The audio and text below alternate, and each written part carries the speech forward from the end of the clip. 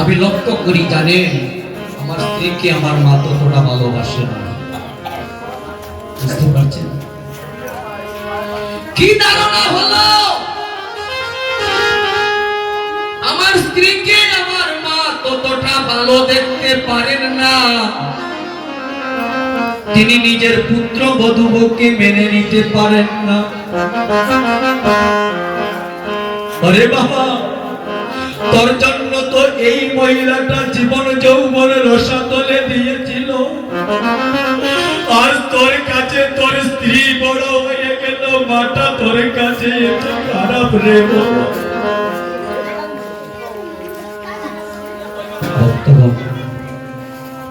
কীর্তন আপনাদের গ্রামে হচ্ছে দীর্ঘ অনেকদিন, আরো কীর্তন অন্যান্য গ্রামে হয়। কীর্তন হয়ে লাভ কি দাদা? মাতৃভক্তি উদয় না হলো। বেতিকি জানে বেতার বেদন, আর জানিবে কে? মায়ে জানে সন্তানের বেতা, যিনি গর্বে রাইখাছে। এই জগতে সবারকে সহ্য করা যায়, একই ঘরে সবার জায়গা হয়, মায়ের বিছানাটা আস্তে আস্তে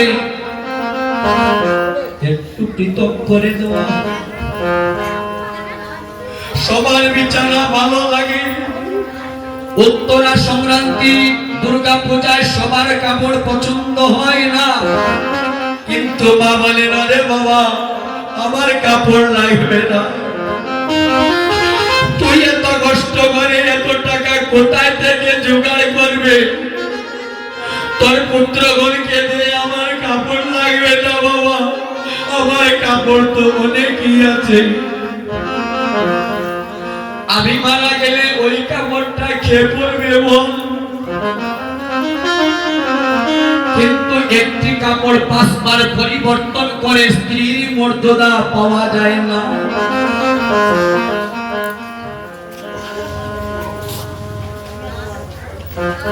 কারো কারো মনে প্রশ্ন জাগবে, উনি কি কীর্তন গান? কীর্তনের সার সংক্ষেপ।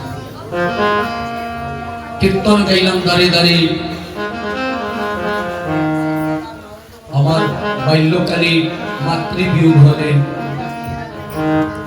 1.5 বছর বয়সে যখন মাকে হারালাম, যদি তার মাকে মা বলে ডাকে, আমার বুকের মধ্যে একটা আঘাত তৈরি করে। দুর্ভাগ্য নিয়ে জন্ম নিলাম, মাকে তো প্রণাম করে পারলাম না। আমার মৃদঙ্গ বাদক, আমার বন্ধু বৎসল, আমরা বাল্যকাল থেকে কীর্তন আরম্ভ করেছি। আমরা যখন কীর্তন আরম্ভ করেছিলাম, এই দেশে কীর্তনিয়ার অনেক অভাব ছিল। একটা দুইটা পর করে অংশগ্রহণ সংগ্রহ করে কীর্তন গাইতাম, কিন্তু আমার ভাইটা তার মাকে প্রণাম না করে কীর্তনে বের হয় না। এটাই তো জীবনের সবচেয়ে বড় সার বস্তু। সর্বাঙ্গে আমার কাপড়ের ব্যবসা, দোকানে গিয়ে তার মায়ের কাপড়টা আগেই কিনে।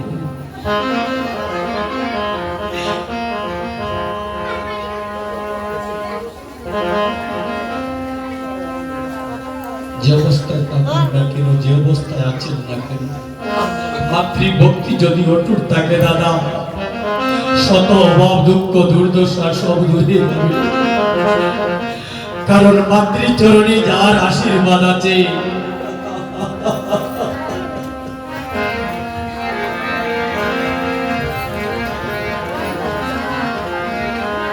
এই জগতে যার মা নাই ভাই, কোটি টাকা থাকলেও তার মাকে আর বস্ত্র কিনে দিতে পারবে না।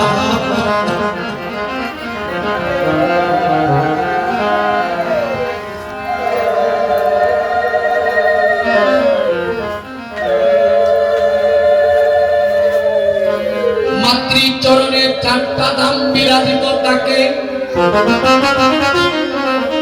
মাকে প্রণাম না করে গয়া, কাশী, মথুরা, বৃন্দাবন, ঢাকা, দক্ষিণ বনাতীর্থ ধাম দর্শন করলেও কোনো কাজে আসবে না। টাকা নেই, অভাব বেশি, আপনার মায়ের চরণে যদি প্রণাম করেন 4টা নাম দর্শন হয়ে যাবে। ওই স্থানে যে সন্তানের আশীর্বাদ থাকে কোন রাহু গ্রাস তাকে করতে পারে না বলে শাস্ত্রকার সিদ্ধান্ত দিলেন।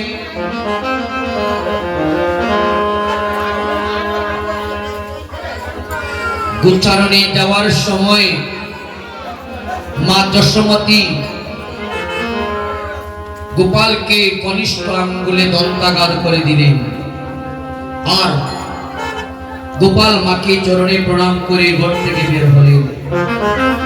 এখনো কোন কৃষ্ণ ভক্ত সন্তান আছে, মা ঘর থেকে বার হওয়ার সময় মাকে প্রণাম করে আর মা বাম কনিষ্ঠ আঙ্গুলে দন্তাঘাত করেন। তবে কেন? যদি দন্তাঘাত মা করে এই পৃথিবীতে আর কোন জন্তু তাকে আঘাত করতে পারে না।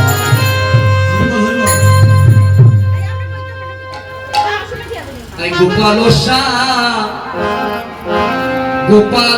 সাজাইতে নন্দ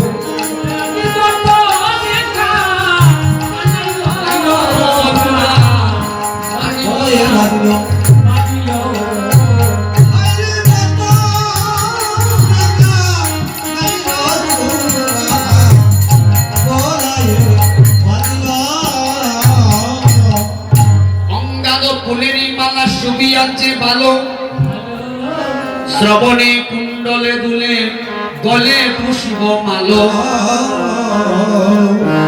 পিতদরা আটি আজি পড়াও কোটি তটে বেত্র মুরারি দুলে সিংহা দুলে পিঠে লটাটে তিলক দিলা শ্রীদাময় আসিয়া নপুর পরায় রান্না চরণ হেরিয়া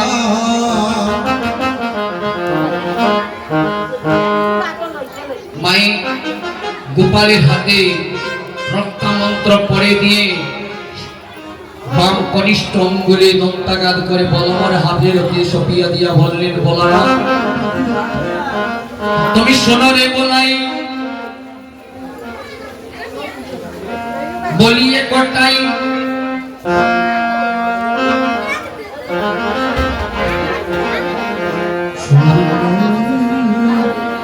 আজ বলরামের হাতে সমর্পণ করে দিয়ে বলরাম,